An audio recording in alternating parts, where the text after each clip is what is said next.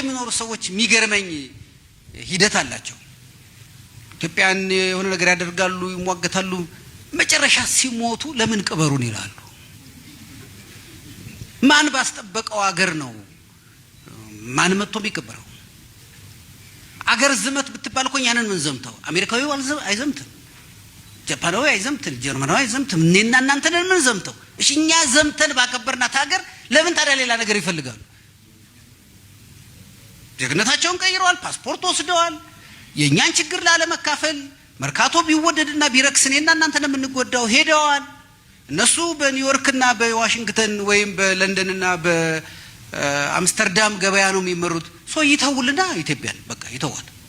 በቃ ለኛ እዚሁ ለቀረነውና ብትወረር ለምን ዘምተው ብትጎዳ ለምናዋጣው ለኛ መተው ነው ያለባቸው እንደሱ ቢተውልን ኑሮ ከነሱ ጋር አንነጋገርም ነበር እውነት ነው ያገባችሁ ምንል ነበር ግን ይመጣሉ ይገባሉ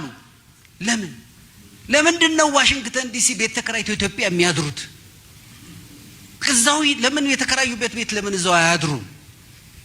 ለምንድነው ፌርፋክስ እየሰሩ መርካቶ የሚመለከታቸው ለምን እዛው ፌርፋክስ አይኖሩ በቃ ለኔ ለናቴ ላክስቴ ላጎቴ ነው ጉዳዩ ካሉኮ መተው ነው ያለባቸው እኛ ግን ይመለከተናል